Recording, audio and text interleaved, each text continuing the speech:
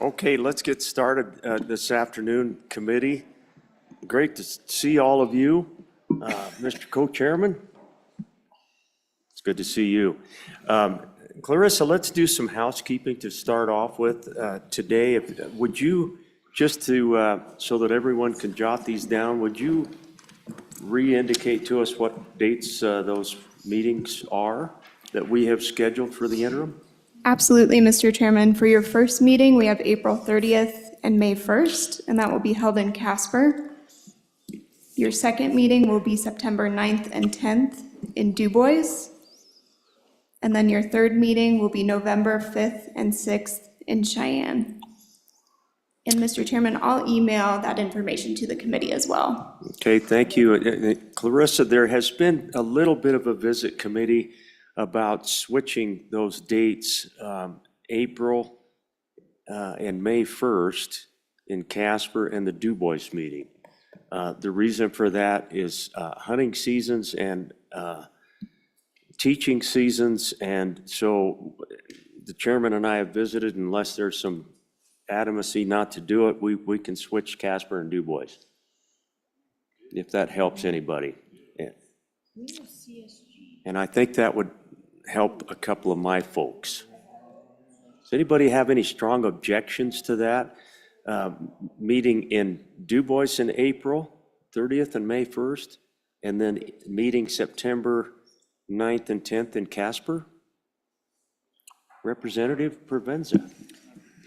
Just for consideration, and certainly I can drive back and forth multiple times, but we have CSG West in Jackson the 15th to the 18th? The 15th. So I don't know if folks want to make a road trip out of going to Du Bois and then to Jackson, but that's just something to consider. And that's not till the 15th of September? So Yeah. you'd have to spend about 6 days up there in the co-chairman's neighborhood. In the mountains. He might have a spot where he could put a tent. Well, let's tentatively, committee, let's tentatively just say that we're going to meet in Du Bois at the end of April. We'll meet in Casper September 9th and 10th, and Cheyenne November 5th and 6th. So regarding today, committee, the way the co-chairman and I have kind of mapped it out, we're gonna hear from folks about these topics, and we're gonna have to clip right along in order to get through everything today. So I'll ask the presenters to really get to the point for us. And then each one of you, I would ask that you rank your choices. You see that we've provided you with a form. If you would get that back to your chairman, and then Chairman Byron and me will meet in about a week to 10 days, and we'll try to put together the sentiments of the committee as best we can and put together our interim work. Any questions on the housekeeping? Okay, let's get started. Mr. Chairman, any thoughts you have? No, thank you, Mr. Chairman. If I do sneak out of here, I have a bill up in a committee downstairs. Shouldn't be for another hour or so, but if I do sneak out, don't take offense. Okay, as far as you know, those senators will take good care of you anyway. Yeah, I mean, I don't know where any of them are, if you're right. But at least- Yeah, I'm feeling a little lonely here, but That's right. We'll glad help to be you. with you all. Let's get started with our agency folks. If they would come up first, and I would start with maybe even the front row and then the second row, and then we'll move on back. How about that? So let's get our game and fish folks up. Are you two gentlemen behind the director in case a fight breaks out back there, or? Okay, all right, just checking. Director Bruce, good morning. Mr. Chairman, afternoon. welcome. Yeah. Yeah, noon, maybe afternoon, noon. Yeah. Good to be here today. Angie Bruce with Game and Fish, and we provided quite a bit of narrative on our four items, but I'll run through each of them. The first one is mule deer management. We do know that our population of mule deer in the state is fresh on everybody's mind. It is not where we'd like it to be. The department is engaged in a lot of listening sessions with the public, understanding where we need to go with our strategy of mule deer populations moving into the future. And so I thought this interim item would be good for you guys to understand all the things we're facing with mule deer, but really focus in on those that are within the department's influence and which ones are outside. There may be some legislation that could come from it, maybe not, maybe it's mostly informative. But as we talked through there could lead to some of that discussion. Thank you, Director. And by the way, that is page 5 in your packet. Any questions, committee, on that topic with the director? Anything? Okay, Director Bruce, thank you. Appreciate Yeah, that. I'll just move right along too, Okay. unless there's any questions. So our next one's on the top of page 6, and this is habitat and access management. When we did a comprehensive strategic plan several years ago, more public access on lands for hunting was one of the top priorities that the public in Wyoming talked about. So we're continuously looking for opportunities. We also had, through the legislative session a few years ago, you guys approved an increase to the conservation stamp that allowed us $9 additional, mostly focused on access opportunities.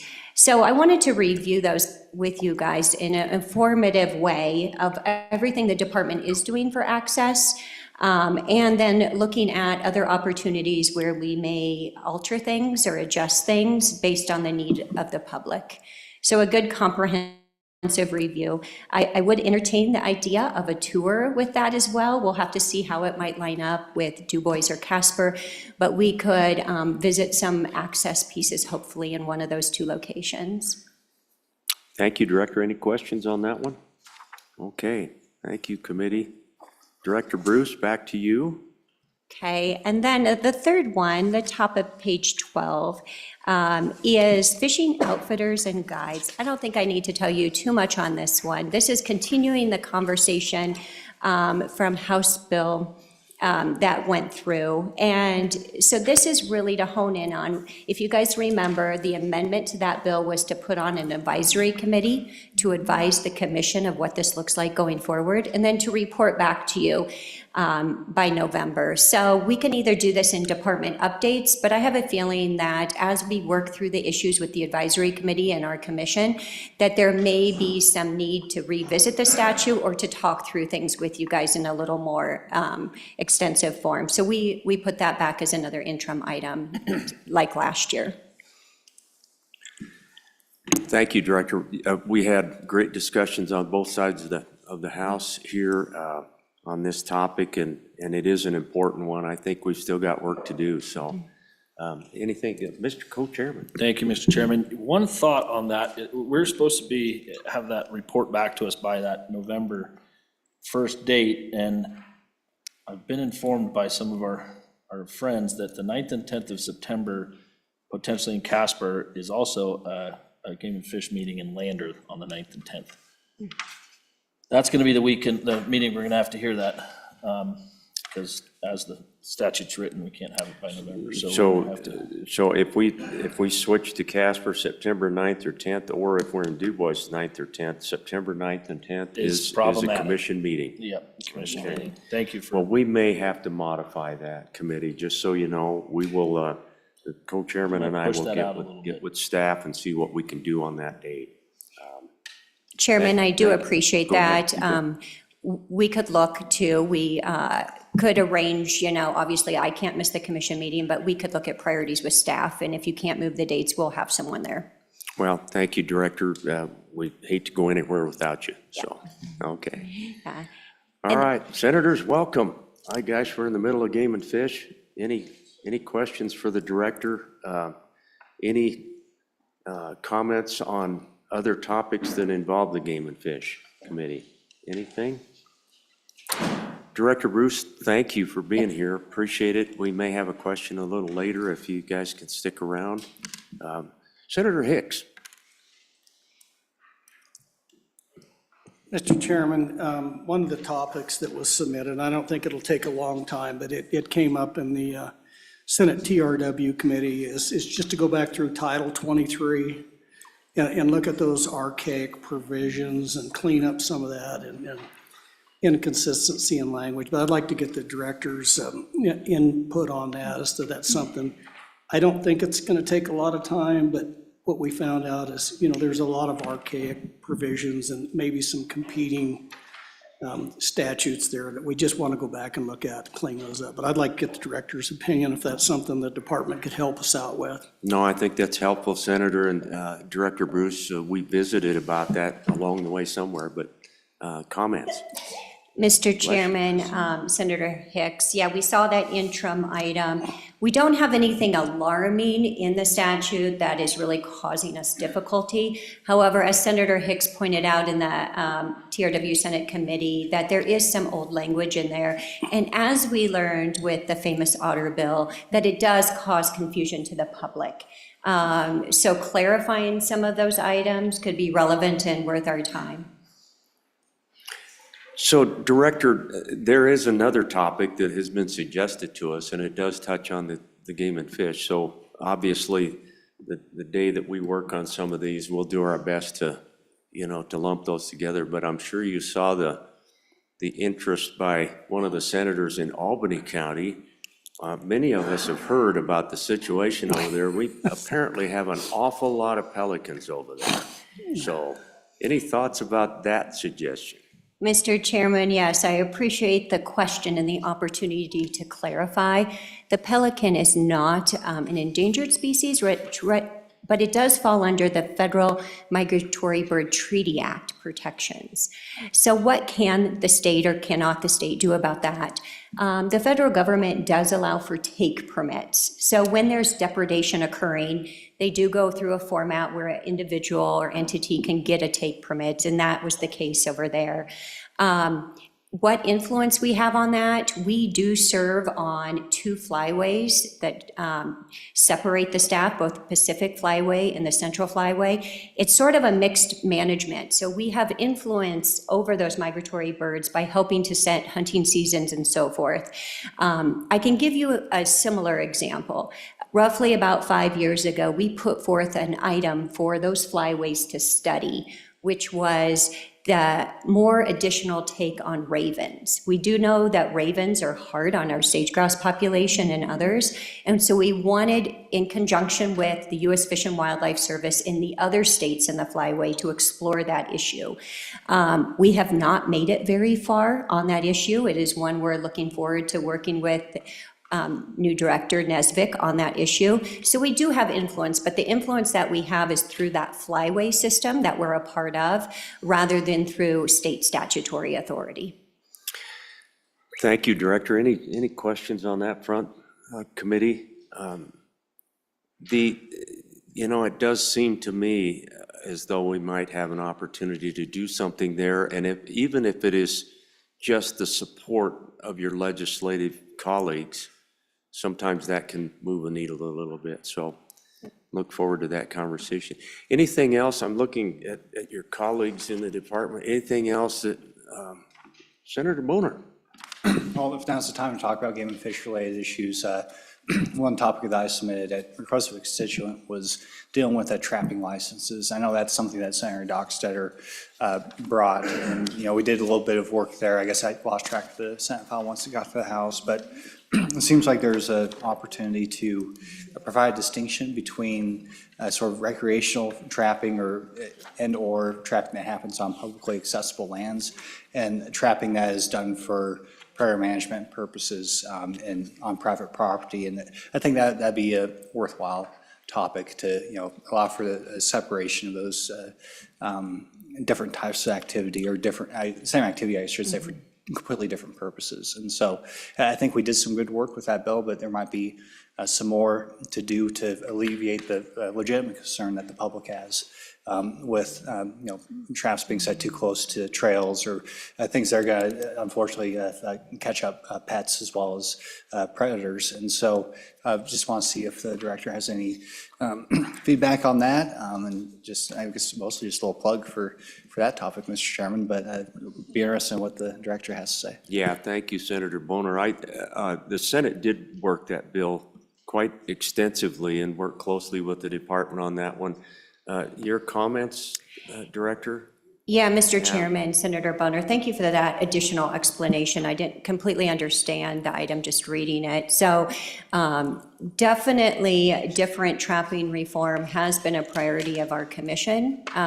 They asked for those two bills several years ago, both that trapper education and setbacks. So continuous work at looking at that does make sense. It would be a priority of our commission.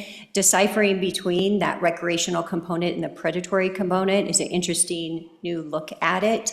And I think also what you said regarding private lands versus public lands, taking a harder look at those differences and if something could be managed that way. So again, still something that our commission would like to see is exploring more trapping reform issues. Go ahead, Senator Bonner. Yeah, just briefly, it looks like that is currently in the speaker's drawer as we talk. So I think that the topic is not going away, and just like an opportunity to, like I said, deal with the legitimate concern while not having the unintended consequences for our ag producers. Okay.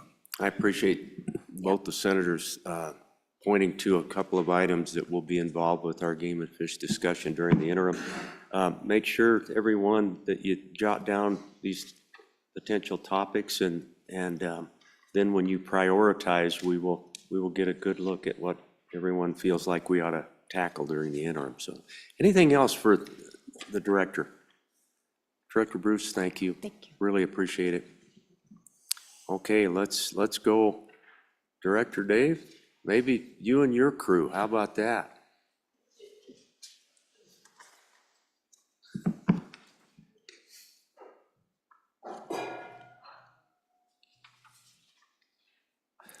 Great to see you, and congratulations on a wonderful reception last night by many of your crew, and we just thoroughly enjoyed that.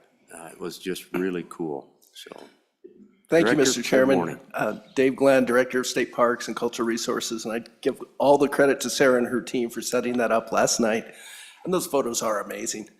I don't think I did get the quantity of wildlife, though. I tried to count. I think they said there was 37 or 74 or something, and I never got to that number, so I've got to go back.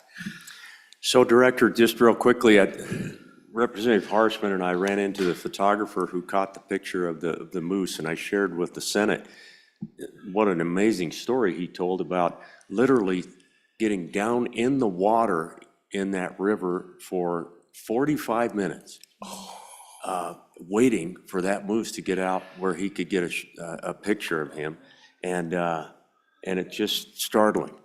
He said he had to go to the doctor because of hypothermia. Wow. That's what it took to get that picture. So it just gives you a perspective on those photographers just do some amazing things to get those amazing shots. So That is amazing. go ahead, Director. That It's is good to see amazing. you. If you would just reference a page number for us. Sure. Director, that would help our committee, and take it away on topics of interest that you have. Absolutely. We'll start with page 7, talking about archives research and state museum fees.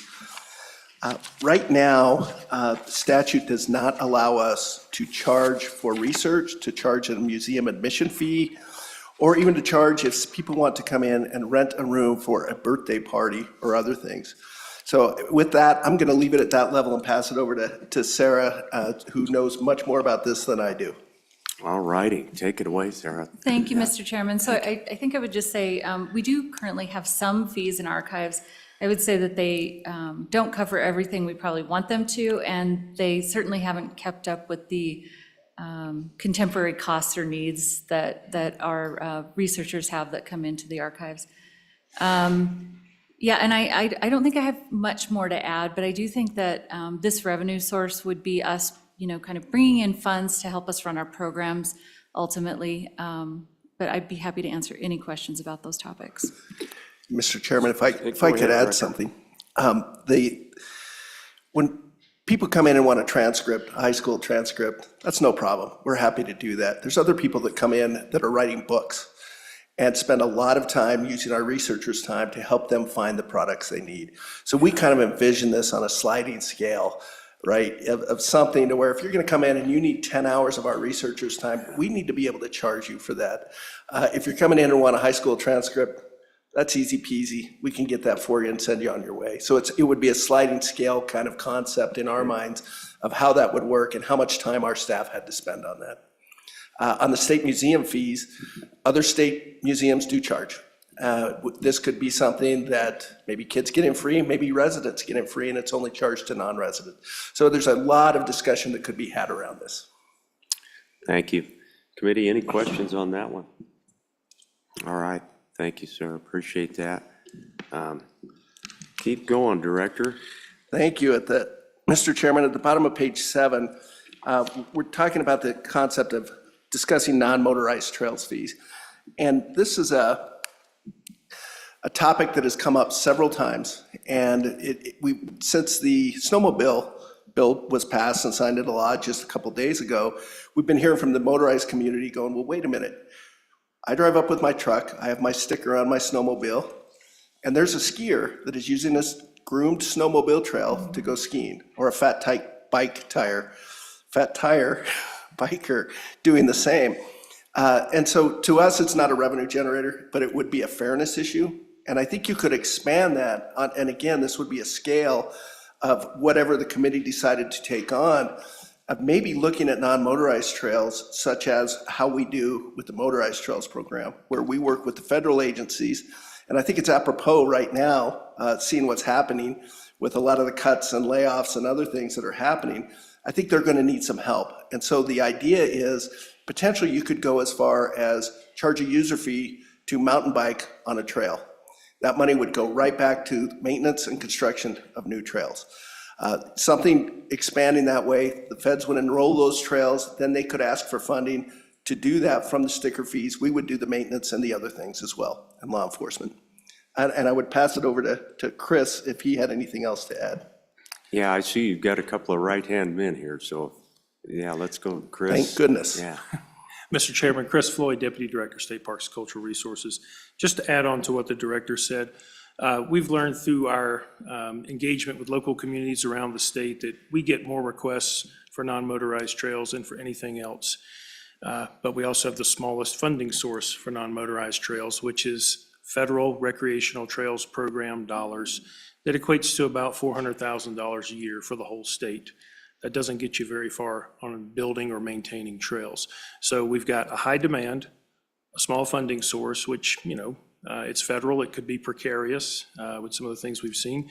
So we're trying to figure out a way to develop a funding source for non-motorized, and the motorized trails program could be a way to go with that, something similar to that model. But there's a lot of questions to ask about this in terms of, who pays in, and then when you're funding these projects, what kinds of projects are you funding? So we've got a lot of questions to ask about all this and to dive into. So Chris, I remember we had a good visit a couple of years ago about Kurt Gowdy, and just we've got a lot of bikes, for example, now that are in some spectrum of being powered by battery units or whatever it is. So it runs the gamut, doesn't it? Yes, sir. Mr. Chairman, Kurt Gowdy State Park has, I'm glad you brought that example up, seen a lot of growth in the last decade or so in terms of mountain bike trails, mountain bike usage. A lot of folks coming in from out of state to recreate there. And so we have, occasionally been able to carve off a little money from state parks operations to build trail and maintain, but the demand is growing. It's going in one direction, and it's happening in other places too around the state. And so we're just trying to find ways to support that community and to support that recreational activity. But it's going to require some investigation into the different ways we could look at doing that. A lot of questions to ask. Yeah, thank you. Committee, Mr. Co-Chairman. Thank you, Mr. Chairman. And I did have the opportunity, I went down this trail, if you will, this path, and looped in a bunch of different user groups this summer and state parks and some of their staff, and did have I think a series of 2 different Zoom meetings to discuss this exact topic. And I think it's something that certainly touches every square inch of the state, and I think that it's a growing industry, and it's certainly it could be really special for some of our communities that are starting to install some of these trails, and I think it's something we could get out ahead of now, but it certainly is does not come without some controversy, as we learned on those Zoom meetings. So certainly appreciate State Parks helped me kind of at least begin to look into this summer, and I think it would be an appropriate topic should the committee choose to advance it. Yeah, Mr. Co-Chairman, I think it's bigger than we all think it is, and going to get bigger. It's not unprecedented, though, is it, Director? Some of the other states, I've got a son that works up in Big Sky, for example, up in Montana, and their state is trying to address this too. Mr. Chairman, you're dead on. And I think the other piece on this, Chris talked about the Federal Recreation Trail Program funding. That is funded with motorized users. So motorized are kind of getting double taxed on some of these things. And I would love to see, we use the term a lot, but skin in the game. It's a pay to play. You want more trails? Put a sticker on your bike and we'll build more trails and maintain more trails. It's going to take all of us, right? Gentlemen, anything more on that topic? Anything, committee? Go ahead, Representative. Thank you, Mr. Chairman.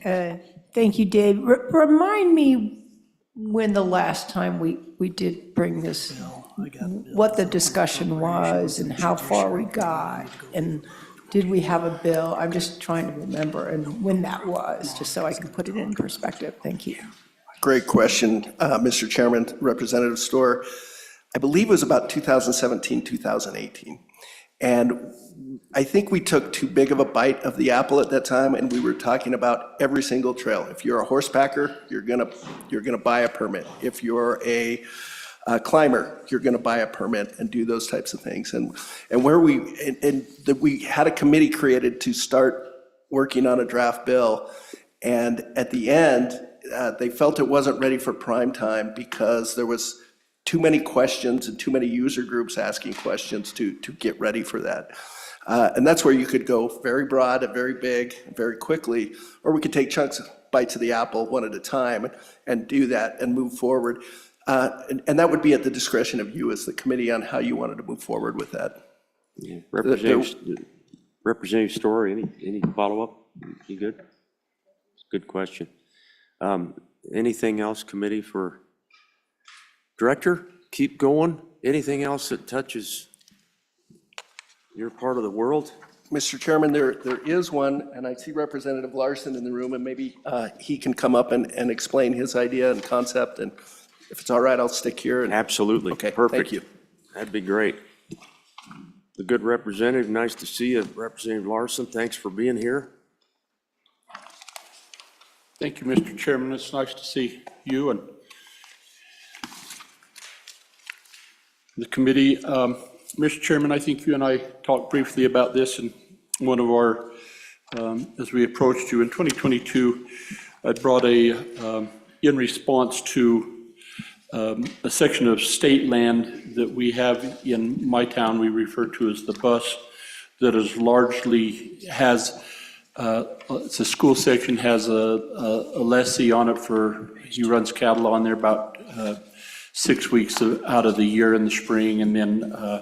Page 10, committee, page, or 2, I mean. Page 2, yep, sorry. But then it's used heavily by the public with not really any authority to do that. The state is very lenient and the lessee is very, very kind.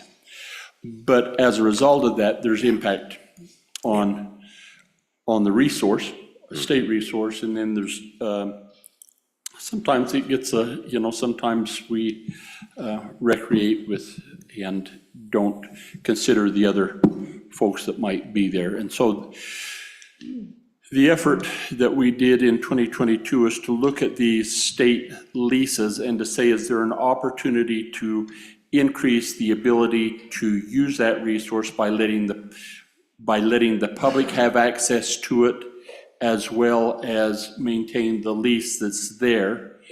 And so it was designed in how we do that would be have state parks be able to have a recreational use permit. I can't remember if that's the right term or not, with the Office of State Lands. And it would have to be coordinated with the person that holds the lease and work out the conditions of that. But really the intent was to protect the resource, to provide further public access and get more people outdoors. And I worked with one of the county commissioners in my county, and we looked at how state and federal lands connect. And if you come down off South Pass and get to Red Canyon, you could get on trails there and ride all the way over. If we had the ability to connect federal and state lands, you could be on public land until you get clear over to the high school in Lander. It'd be a wonderful opportunity. Yeah. And I don't think that that's unique to my county. I think that there are a lot of places that we could recreate and further utilize state lands and actually do it collaboratively with the lessee and provide benefit to them. So I was hoping that maybe we could look at this again with state parks. We've talked to the director, the interim director, Crowder, with Office of State Lands. In fact, he approached me, work with them together, and I think that we need to also bring in to perhaps have some conversation with the Ag Committee during the interim if you elect to take this on. Representative, thank you. Yeah, boy, it resonates. As many of you know, we have a situation up there in Natrona County where we've got some state lands that a lot of people recreate on. And Representative Harshman has been battling on that front on behalf of folks, and Representative Campbell and Representative Jarvis knows all about that. So I think it fits. Committee, any questions for Representative Larson? I think it fits, Director, and I think that we ought to consider folding that into what we might be up to.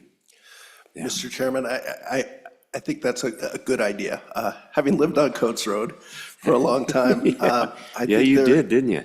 I think there are some opportunities, and I think it's also potentially a revenue generator for state lands. I think the important thing from our perspective is that we work hand in hand with state lands, because it's their land. We would manage the recreation on it. And Representative Larson has done a really good job bringing both groups together to have those conversations. Yep, thank you, Director. Okay, anything else, Director? Thank you, Representative Larson. Okay, appreciate it, gentlemen, thank you. Director Schober. Mr. Co-Chair, if I may, real quick. Yes, Just Mr. Co-Chairman. out of respect for my colleagues' time, I saw Representative Williams sneak in here. Representative Williams, do you want to put you on the hot spot here, and you want to present your topic real quick before we hop over to?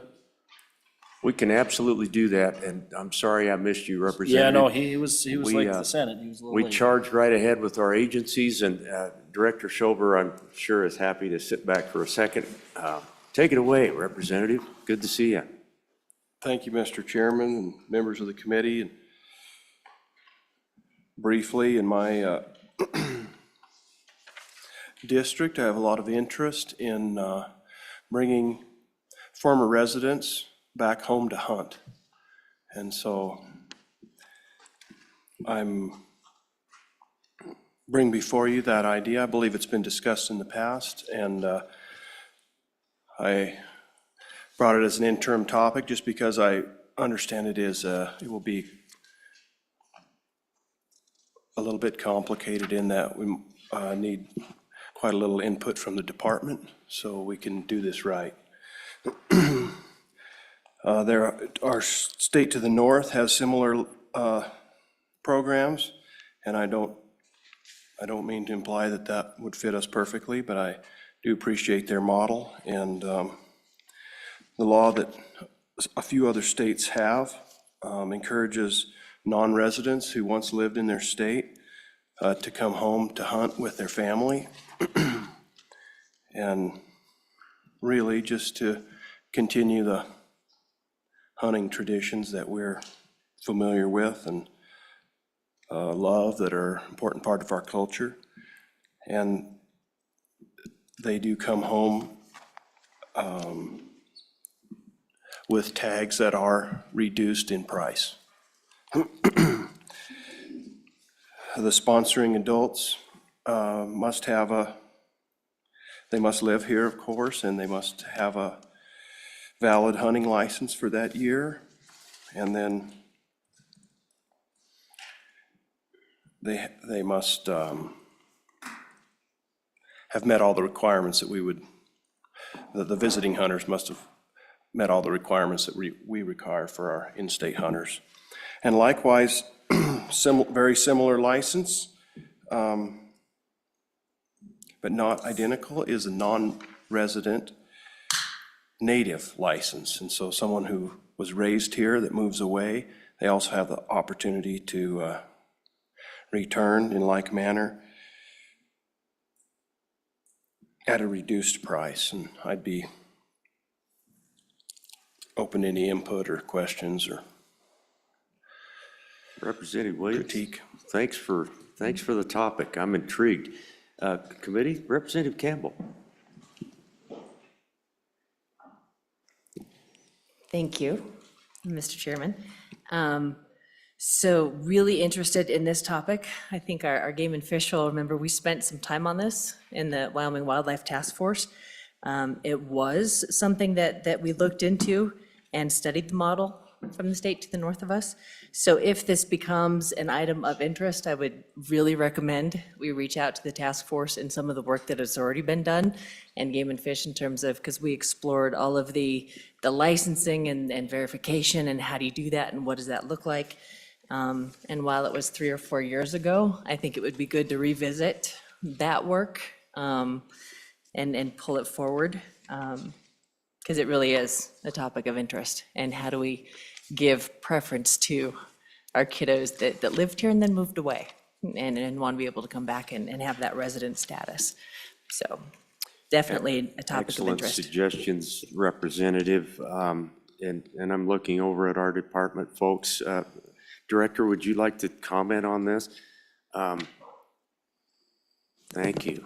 Yeah, thank you, Mr. Chairman, and thank you, Representative Campbell, for that historical piece of the task force involvement. And I did talk to the sponsor about this, and we haven't looked at it since then, but it would take statutory authority, we think, to implement.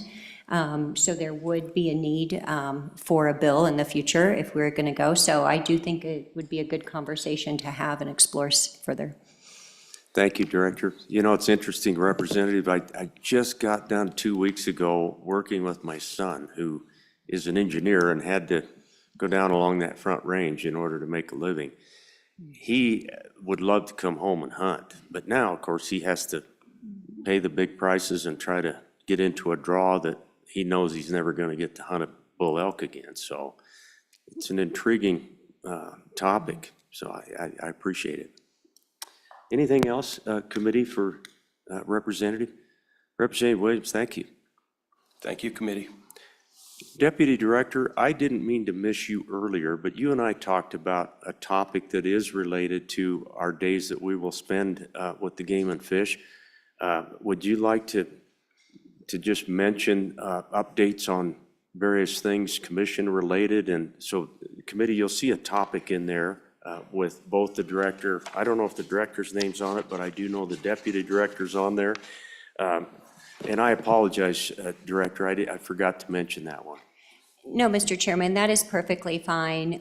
Usually during the interim meetings, the department provides just an overall update at the beginning of our testimony. Any major items that the commission passed or of interest, anything we're working on, especially related to the implementation of any statute that happened the previous session.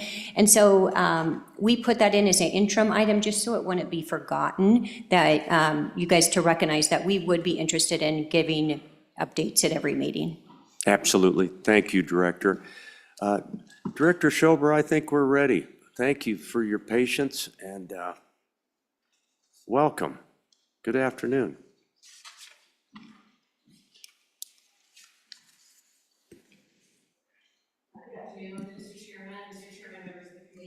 Diane Schober, Executive Director, Wyoming Office of Tourism. If you turn to page 13 on your handout of proposed topics, we don't have a specific topic to present to you, but we would ask that within some of your time at any or all of your meetings, that we would be able to provide you with updates on the tourism economy, what's happening in the visitor season, the program of work that is put forth by the Wyoming Office of Tourism, and the results that are created from that. I think you're asked many times about what this industry is. I certainly know that all of you have a deep understanding about the economic driver that the tourism economy represents for Wyoming, for our communities across the state, but we'd certainly like to be able to let you understand more deeply the work that's happening there. And we also want to partner with state parks and cultural resources and Game and Fish anytime when you're at one of these meetings where, if it's appropriate, that we would engage also with what it means for the visitor experience. If you're doing tours of certain areas, I think there's plenty of opportunity there to showcase interagency efforts and the work that's being done. And with that, I would stand for any questions. Thank you, Diane. It's good. You're welcome. Always good to see you. I think there's lots of possibilities, and look forward. I noticed a couple of new names maybe coming to the commission in your neck of the woods. Look forward to meeting them and maybe working with them in the interim too. So, thank you. Any questions, committee? Chairman Landon. Representative Thayer. Yeah, thank you. Good morning. Good afternoon. Good afternoon. So also kind of relating to tourism on page 3, a proposed interim topic would be the Wildlife and Tourism Center along I-80 in the middle southern part of the state. Information centers can play a vital role. It can be for safety, with YDOT, with LED signs. We've also thrown a component of wildlife in that center also as an education component. So I've talked to Director Bruce and Director Schober on that, and they would love to see the data and information on that potential facility. Representative, thank you for jumping in on that. And I meant to get to that earlier, so thank you. Director, any comments on that thought? Mr. Chairman and Representative Thayer, as we have discussed with you, we are always excited about opportunities for product development, because in product development, you have the opportunity to slow that visitor down, extend that length of stay, and thus increasing the economic output of each trip and visitor. And speaking with Representative Thayer, although we've been talking about this for a long time too. Yeah. But we would certainly, if you would decide to go forward, we think any of these proposed product development opportunities that you would deem worthy would need, and the feasibility studies and other data to understand their value before you'd want to proceed forward, and we certainly would be a proactive partner with that. Yep, thank you. Thank you, Representative Parchman. Thank you, Mr. Chairman, Director, and we've had talks, product development is really huge. I mean, we've recently done that with the state shooting complex. What are some of your ideas? I mean, I ran a bill for a monument to America. I think some of this outdoor trail thing, and there's other agencies could talk on that too, but I think other states are just taking off in that area. What's kind of, you're living this every day. What are some of your kind of big ideas you think we could do for product development? Go ahead, Mr. Chairman Director. and Representative Harshman, thank you so much for asking. We have a program that, thanks to all of you, when we were able to move to be funded through a statewide lodging tax, we could expand some of our program development, and we put a large emphasis on destination development and working with local lodging tax boards across the state of Wyoming to try to, we started a program to bring together strategic planning around product development within communities, but also to see where there's interconnectivity of communities. And one of the things we don't want to do is have like products immediately following one another if they're, because then that could just cannibalize each other, and we might not get the advantage. And so we want to be sure that we're looking at the viability of these products. But we work closely with our partners at State Parks and Cultural Resources, the Outdoor Recreation Office. I think there's great potential in that, because you don't have to build bricks and mortar. We're taking and packaging and putting together our natural assets for consumption by the visitor. And in that, we also have the opportunity to educate the visitor about responsible use, responsible travel, and how they can work with these areas. But I do think there's also great opportunity in elevating the cultural component of Wyoming and what we have here. And when we say culture, I mean cowboy culture, I mean maker spaces, artists, artisans, the traditional things. But there are many, many components where we're already looking at individuals who are doing great things and how we can showcase them through public relations efforts and media missions.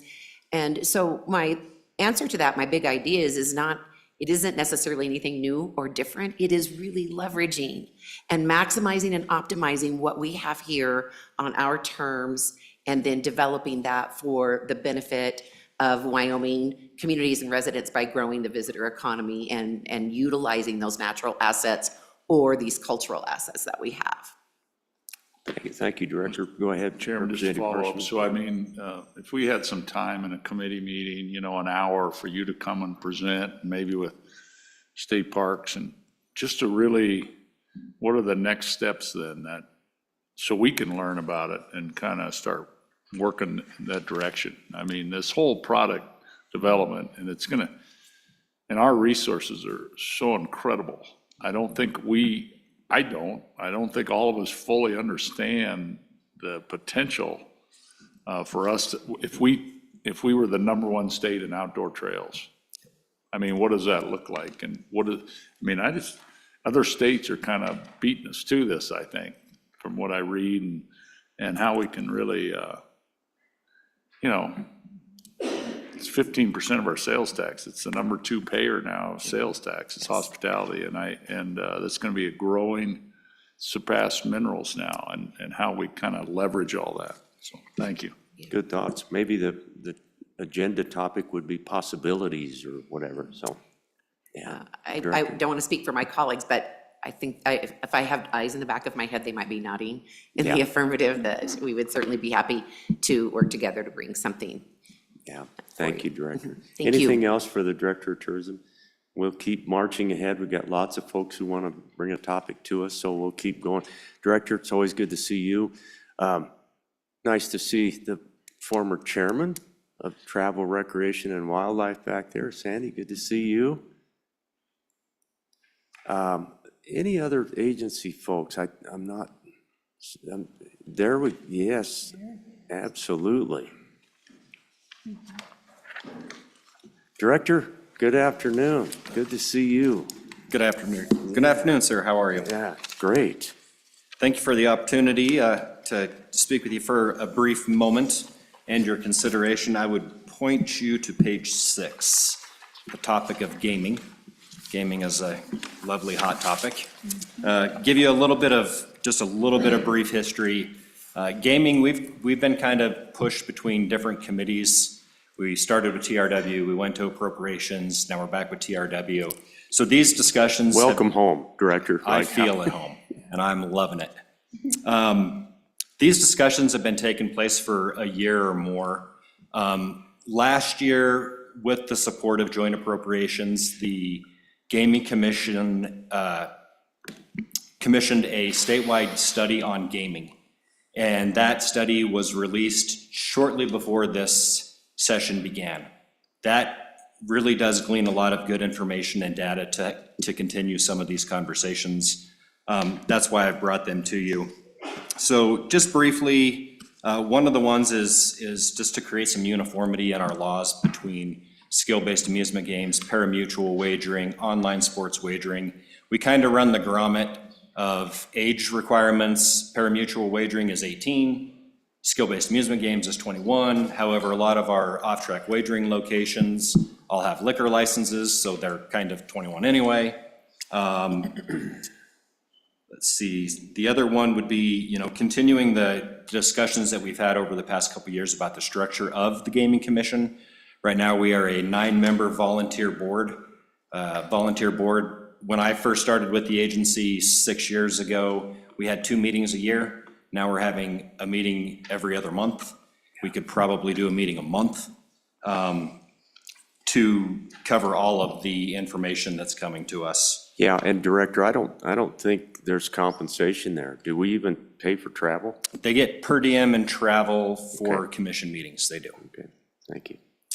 The other one that I had pointed out was just some clarification of Title VI gaming laws. If you look back at some of our Title VI statutes, the Gaming Commission is a regulatory/law enforcement agency. We have sworn peace officers on our staff who are charged with all things Title VI. So they are the gambling police. They investigate illegal gambling operations across the state. These discussions could be very beneficial moving forward. Some of our statutes on the gaming and gambling side haven't been visited in 20-plus years. And I think lastly would be the consolidation. This was a topic that was talked about pretty at length last year. I know that there was a bill in committee. I don't think it made it out of committee. Currently, right now, we operate out of 3 different green books. We've got Title VI for the illegal gambling. We got Title 11 for our parimutuel and skill-based amusement games, and then we have Title 9 for our online sports wagering. So just kind of maybe condensing those down and putting them into one book. You know, it's odd to have skill-based amusement games under agriculture in the title book. That's just kind of where it landed. So maybe moving all those, combining those together would definitely help clean things up. And I would stand for any questions. Director, first question that comes to mind is House Bill 85, which ran into some struggles.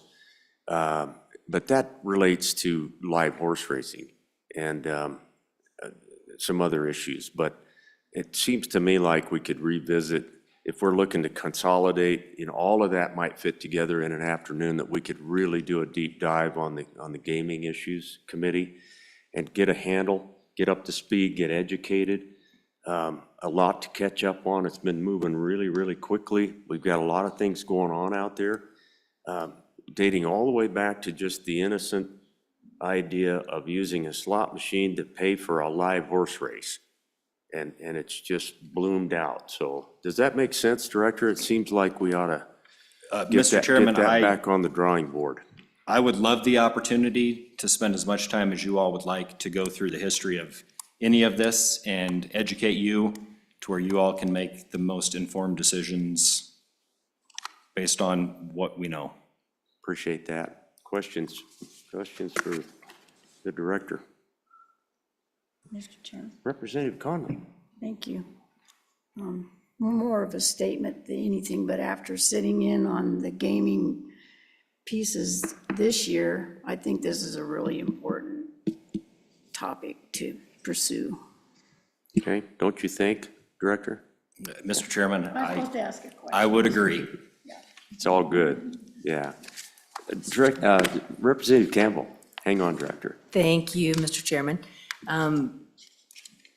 A question just based on a bill that just currently went through. I think TRW is on the House in terms of the parimutuel rodeo, which seems to be another aspect component. So how do we not only consolidate, but give thought to, the potential areas that are going to be of concern in the next 5-10 years?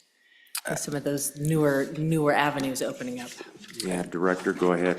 Mr. Chairman, Representative Campbell, I think that's, that would fall under a lot of, so the parimutuel wagering would fall under Title 11, under our current parimutuel statutes. The way the statute is written right now, rodeo is listed as a parimutuel event. The issue that we ran into last year, or the year before last, was in conducting background checks on parimutuel event participants. The federal government wants us to define them in statute, and they want to know exactly who we're sending fingerprints to the feds for background checks for. So they were left out of that. That's why they were put back in there. But I think in these discussions, when we review all of Title 11, which is the parimutuel statutes and the skill-based amusement games, some of that forethought of what could come and what could be is very important. So I think, Representative, thanks for that question and the suggestion. I think one of the things we'll have to be careful with, committee, this is a topic that could be unto itself. Literally, this is task force size stuff. So we'll have to take maybe a bite or two out of the apple. We won't be able to eat the whole apple, but Director, good suggestions, and we'll give that some good consideration. So thank you, Mr. Chairman. And I would also offer anybody who would like to come to our office anytime, we can sit down. I will carve out as much time as any of you all need and show you what we have, what we do, kind of what it looks like as well. We'll come and hang out with you. Sounds good. It'll be great. Yeah, Thanks, thank sir. you, Director. Appreciate it very much. Mr. Co-Chairman, I think that gets us through our agencies. We've got some legislators who have drifted in. Representative, you want to come forward? If you've got something for the committee, I want to get to you, and then let's just plan on coming one after another after that, and we want to get through everybody, so. Good afternoon, Representative. Good afternoon, Chairman. Had to come up the stairs, so. Yeah, I know how you sit around for 2 months and you get out of shape. You do, That's you right. do, yeah. We're with you. And Representative Byron, you know, he said I only had 30 seconds when he knew I had 10 minutes, so. I do appreciate the opportunity, though, to ask for this. Western Wyoming is seeing a huge increase. Mr. Co-Chairman? We're on page Sorry. 2, just for everyone that's Oh, following page along, two. bottom of page 2 here. Okay, thank you. Go ahead, Representative. We're seeing a huge increase in the long-range rifle. And with that comes, and not because of that factor alone, but we've seen a considerable drop in our trophy class mule deer, and as well as other animals. And I took this up with, I asked, in my district, we have a large amount of outfitters, commercial outfitters, and I asked them before coming down here, what's your number one concern?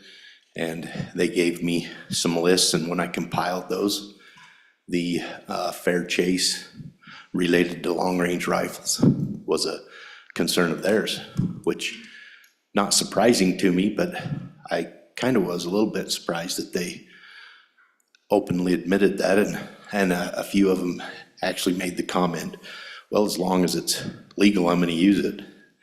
But I would like the committee or the legislature to look at it. I've asked a few in the regional office of Jackson, and they from the Fish and Game, and they've been very responsive to me as to just starting the conversation of that. Yeah. Because it's very hard, and I'm in a situation where with some of my trapping legislation that I proposed this year, I'm kind of in a unique situation because I'm trying to, if you will, protect the integrity of the sport and trapping, but yet recognizing and being responsible for my constituents. I find this a little bit of a tough position to be in, but it is growing considerably in the talking points and its lack of popularity when you really weigh things out and say, is it fair chase that an individual can take a shot at 1,200 yards on a regular basis with the technology and everything that is available? And it's my point that a trophy class mule deer doesn't have a chance if we continue to grow in that. And I just want the hunting opportunities. And yes, I am a little jealous that I've never killed a large one, and I've been shot over the top of when I was pursuing one. And so I'm chewing on rocks a little bit, but I would just urge your consideration of that. Again, all around the fair chase. You know, I took a little bit of a whipping in backing the bill on the clean kill, and not by any means did I encourage that terrible situation that happened over in Daniel, but I also wanted to make sure that we didn't limit it down to the point where predators could not be pursued, motorized vehicles. So, Representative, I have to admit to you, and I want to get to the committee, there's a couple of questions already, or comments. I had not thought about this issue until you just brought it. And I really appreciate that, and appreciate the work you're doing over. this committee, maybe more than any, is going to be dealing with issues related to the impacts of more and more people. As we crawl up the foothills of our mountains, we're going to impact more and more and more things, particularly our wildlife, but everything, you know, trapping. Way back when I ran a trap line in Daniel, Wyoming, that was a whole different deal than it is now.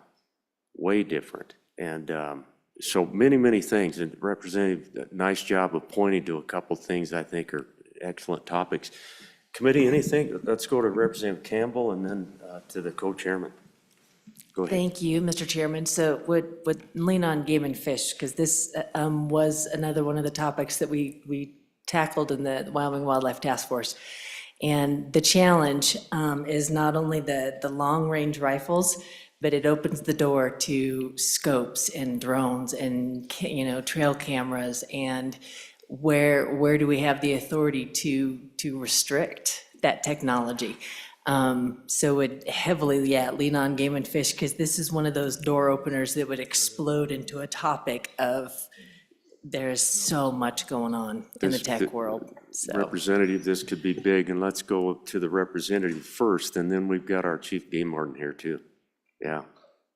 I would just like to make one comment because that triggered it, and I know that these folks have the expertise to deal with this, but I'd like to make one point of a project that we took on as just homegrown Wyoming residents and that love to hunt and fish. And we noticed, and this was before obviously the law change, we noticed a lot of planes flying in these big game areas, and we would notice a plane would fly on Dead Man Mountain, very famous place where a lot of the trophy mule deer have been taken, and the plane would fly, and then the particular outfitter would show up within minutes as to where they circled.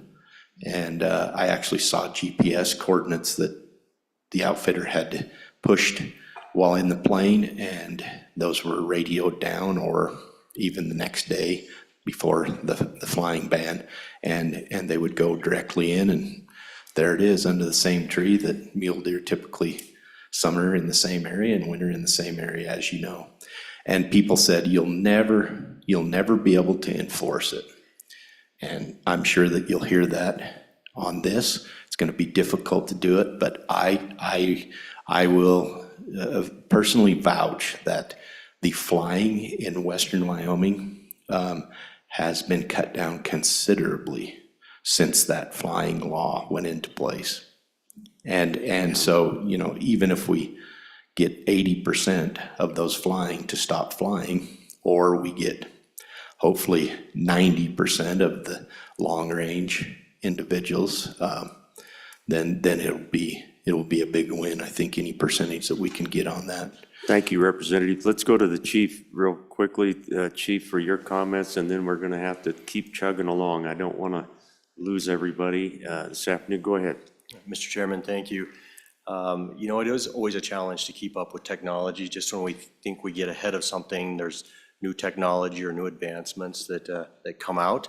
And so it's always, sometimes I feel like we're playing the catch-up game, you know, what new thing comes out that is going to be the next thing. As pointed out, you know, technology's changed, equipment's changed, but just because your equipment's better doesn't always make you better. And so some people are very capable of shooting out to very long distances, and some people buy equipment that's capable of shooting out to very long distances but don't have that skill themselves.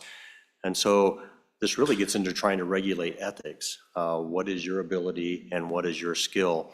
But this could certainly be part of the mule deer discussion. You know, he's brought up mule deer as one of the target species for this. And if you go online, you can find all kinds of videos of people shooting things at very long distances. And so I think this could certainly be part of that entire mule deer discussion.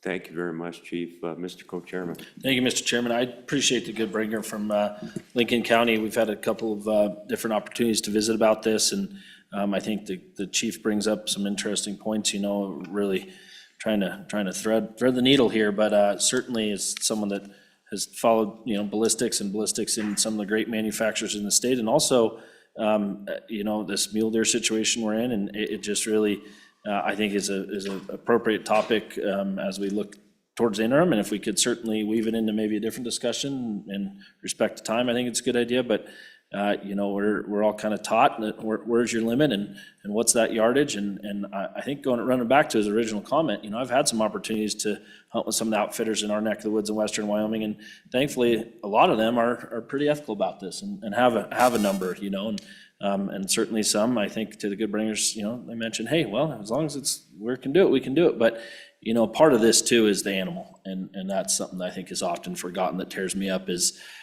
we've all been in that unfortunate situation, whether or not it was us pulling the trigger and walking around for hours, days, months on end, or hunting buddies, but I think it could be, that's part of it too, these are long shots, and the effectiveness, I think is something that we can discuss, hopefully, if we can get this through to the interim, and I appreciate the bringing of this subject.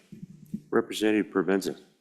Thank you, Mr. Chairman. And it does sound like this is a complicated issue, but I serve on this committee. This committee's pretty smart. I like us. I think we can handle a big project. Don't you agree, Representative Erickson? Yeah, Representative?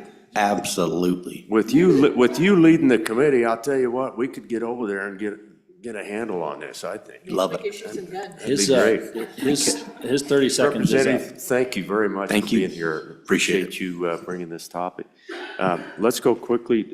Representative Provenza, would you like to touch real quickly on your topic for consideration? Then I want to go to any other committee topics, and then let's get ready to go with other folks who'd like to visit with us about topics.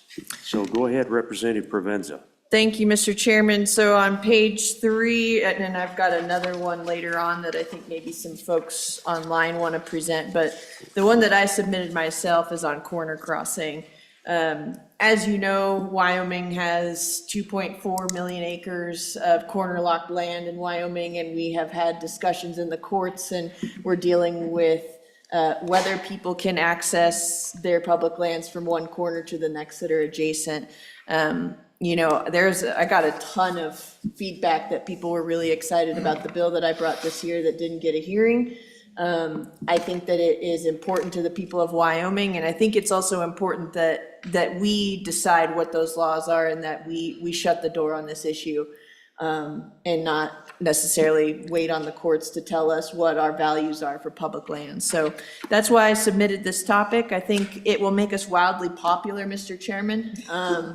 And as, a pretty popular legislator, I always look for those opportunities. It'd be a first time for me. If you can make me popular, that'd be great.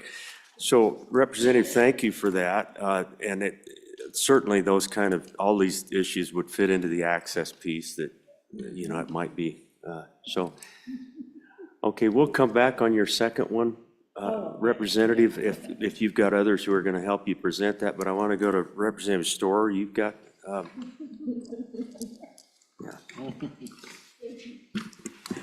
Thank you, Mr. Co-Chairman.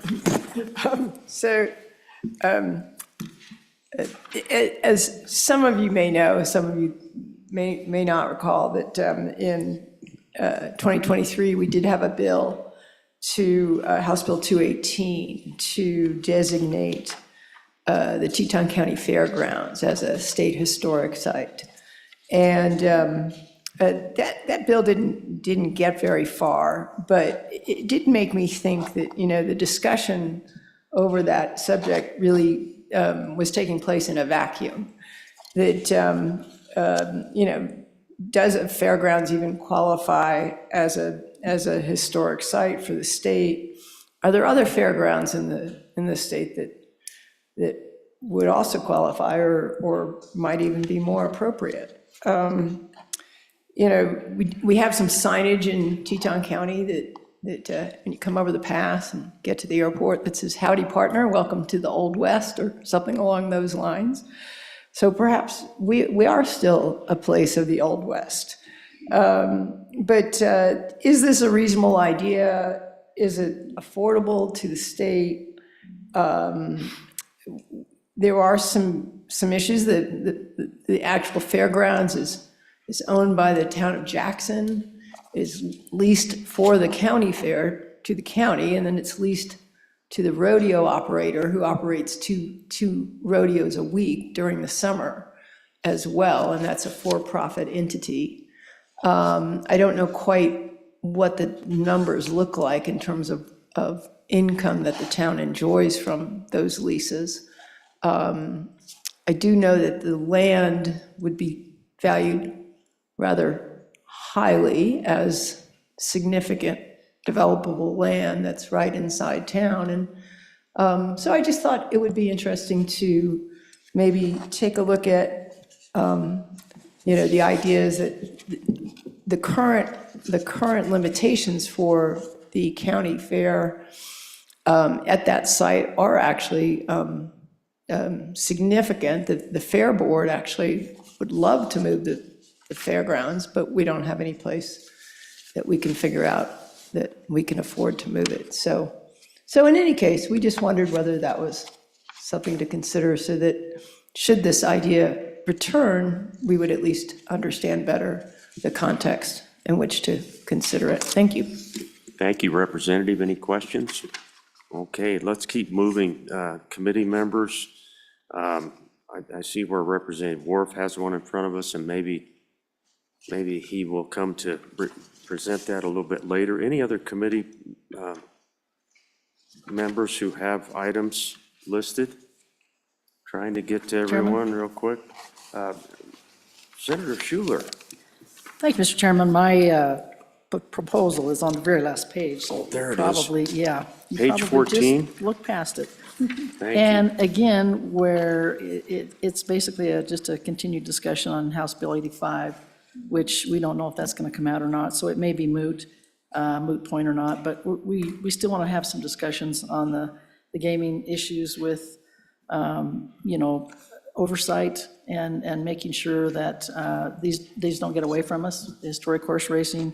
And obviously, there's some issues with a new racetrack coming to the area. And so we just, whether or not that bill comes out, I think we still need to have some more discussion on it and talk a little bit about the oversight issues, so that, and also visit with our vendors and maybe take another look at states around us and see what they're doing with this situation. And obviously, our gaming commission would need to be one of the prime stakeholders to be there. But again, if 85 comes out and gets passed, this may be, like I said, it may be a moot point, but if not, I would still like to see us take a look at it. Thank you, Senator, and we're with you. We did have a pretty good conversation with the director and others about gaming in general, so really appreciate that. Committee, there are a couple that I signed on to that we will hear from a couple folks out here. One is the Problem Gaming Fund. The other is safety and the modernization of our lottery. So there's a couple coming. Anything else, committee? Am I missing someone who may have had a topic?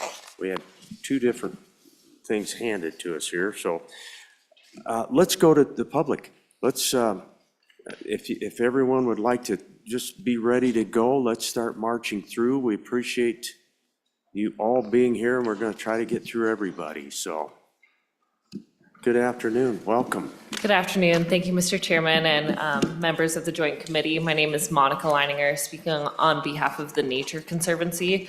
The Nature Conservancy and Wyoming Wildlife Federation had submitted a topic, but it doesn't seem like it's made it into your packet, but it is sponsored by several members of the committee.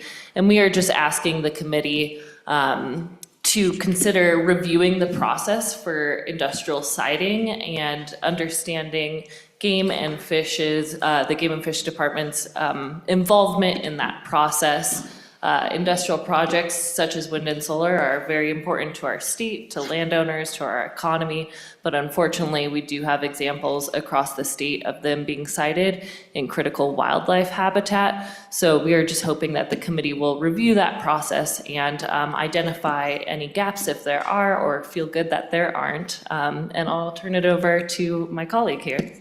Thank you. Mr. Chairman, members of the committee, Jess Johnson, the Wyoming Wildlife Federation, and we have been working for the last year or so with the Nature Conservancy around this topic, and part of this was convening a sportsman-specific group to look at this and look at the impacts and look at the interest. And our first phone call that we had around this, we had 40 sportsman groups represented. It was the interest here is big.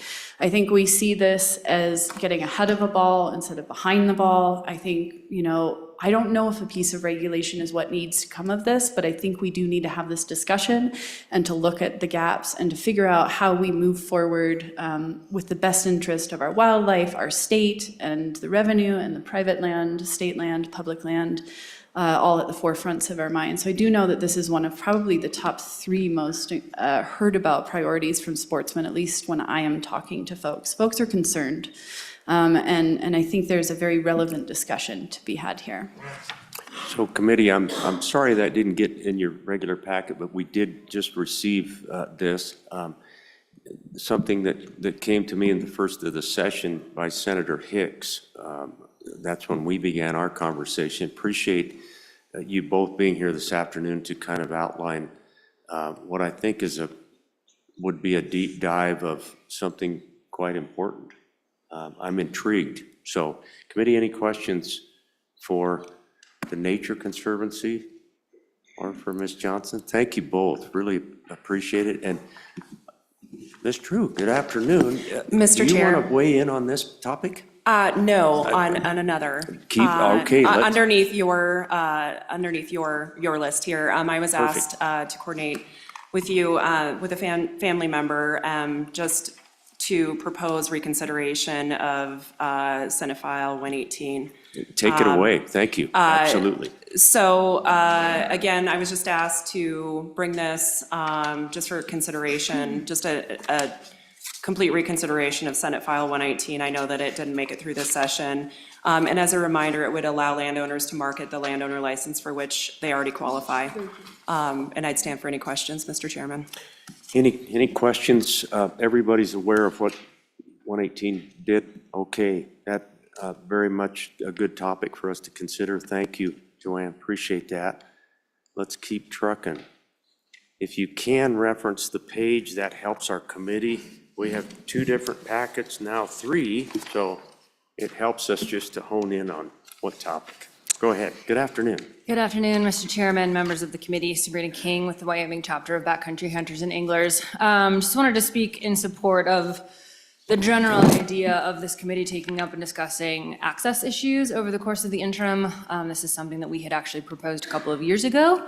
I think there are some really important conversations that need to be had about, and we can maybe wrap a lot of these conversations into one, but about, state lands and state lands access, but then also the conversation with Game and Fish about the Access Yes program and how that's going and if that's working, what other states are doing in terms of their access programs, really sort of digging into the reality of the burden that is being placed on the hunting and fishing community to pay for the damages program and where access comes into that and how we are managing that.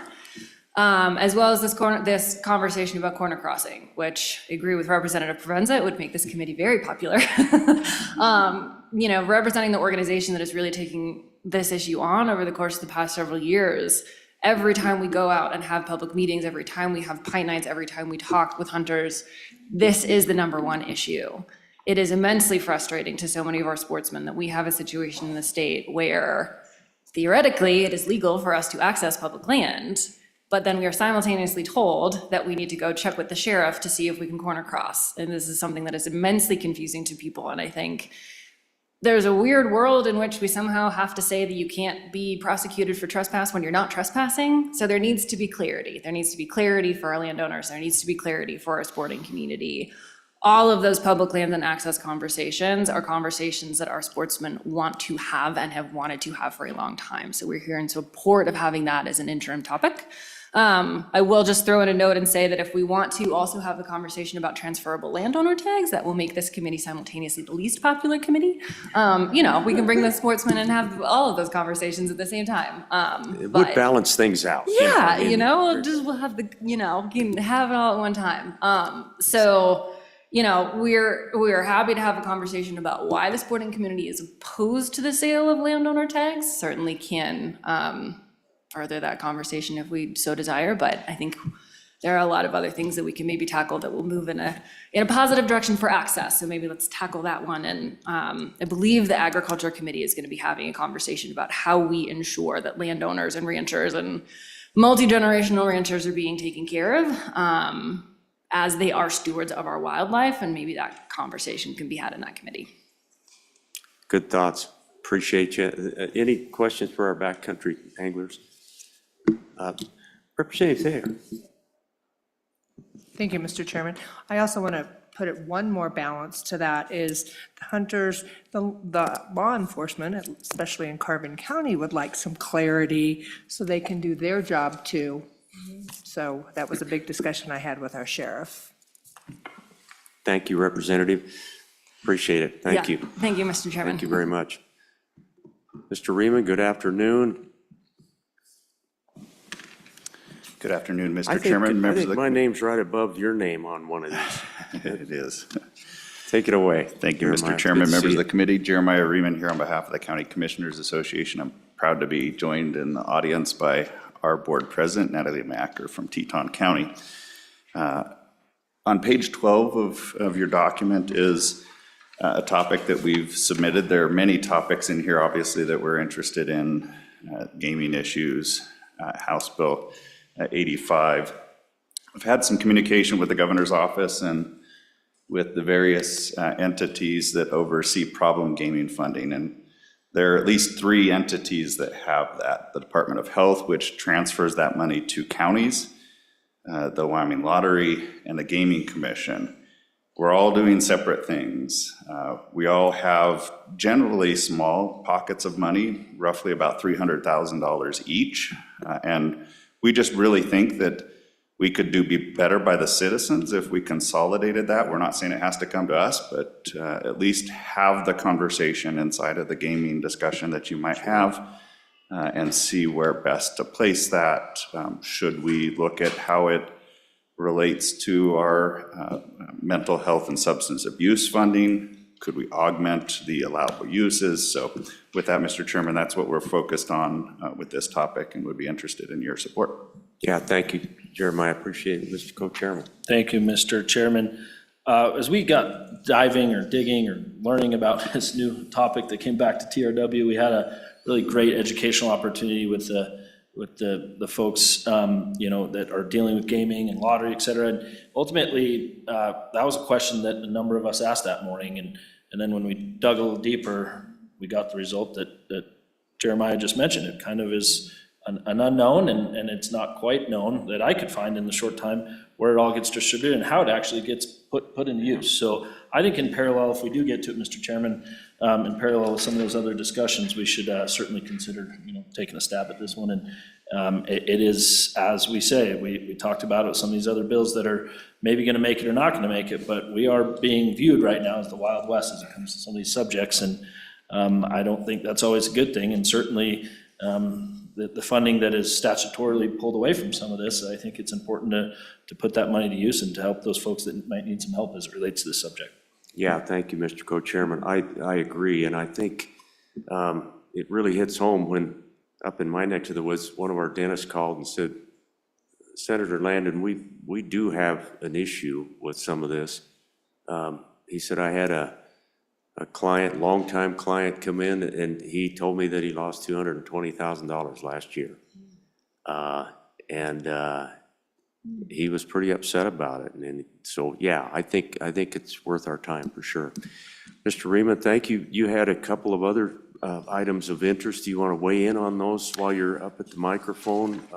Yeah. Or are you good? Sure, Mr. Chairman. We would certainly support Senator Schuler's discussion on House Bill 85. It is bigger than that particular piece of legislation.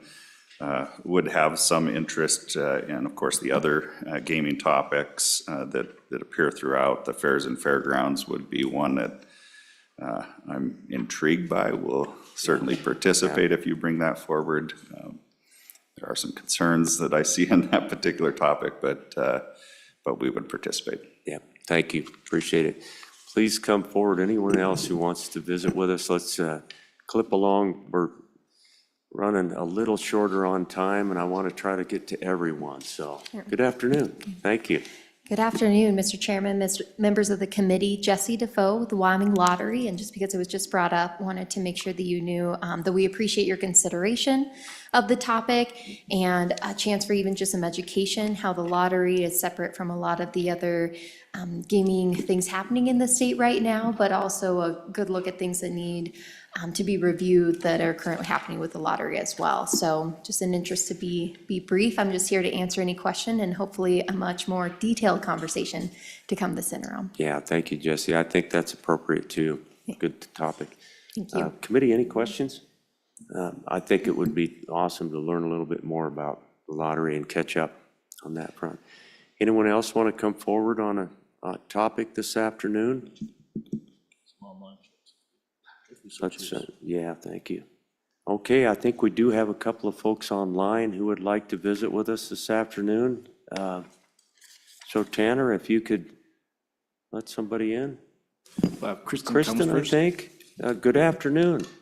Welcome. You're muted, I think. Hi, thank you, Chairman. There Members you of the go. committee, appreciate being here today. Kristen Combs, Executive Director for Wyoming Wildlife Advocates. Just wanted to bring up the topic again. I know that in discussions of House Bill 275 and House Bill 331, the topic of vehicular killing of wildlife has come up and has continued to be something that we keep hearing from folks across the state and across the nation that is something that they're interested in, Wyoming taking a look at and doing something about. And I know that there were several conversations in committee meetings about potentially having this as an interim committee topic and exploring it a little bit further. It's definitely something that is, our values in Wyoming are one way and the laws are another. And I think that it'd be really great for the committee to take a look, a deep dive in. I know that's already been done a little bit, and 275 was a great step, first step to address this underlying issue. But this vehicular pursuing and using a vehicle to kill wildlife is still an issue that certainly our supporters and people across the state are still interested in and would like to see the committee do something about.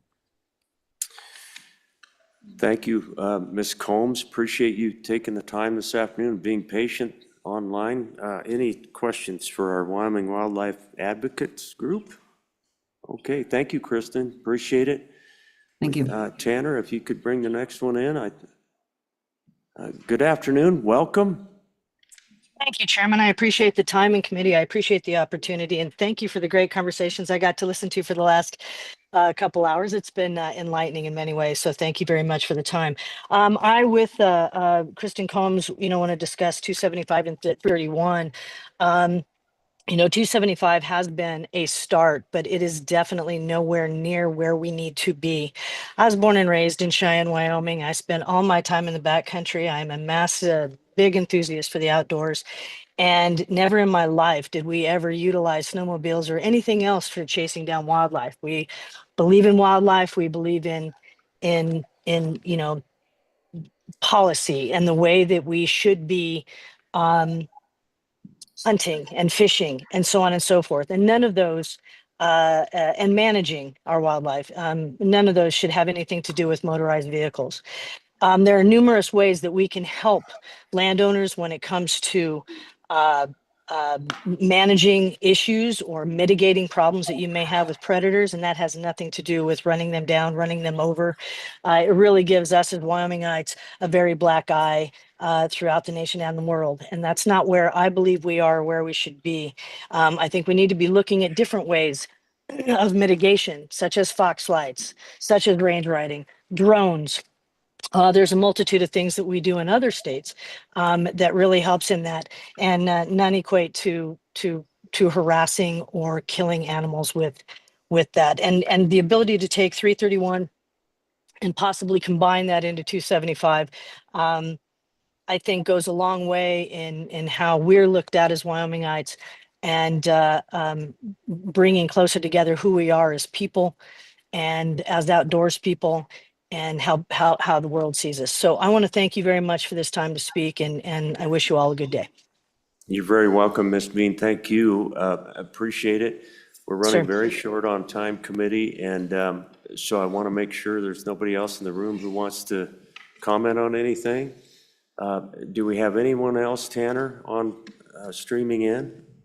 No, Mr. Chairman, that's all. Okay, committee, we've come to the end of presentation of topics this afternoon. Again, just as a housekeeping, we will, if you can get your priorities to your chairman, that would be very helpful. And our committee secretaries can help us to do that as well.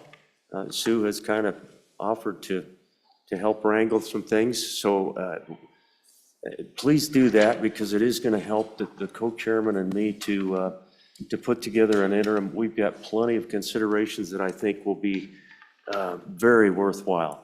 And can't say how lucky I feel to be working with this committee.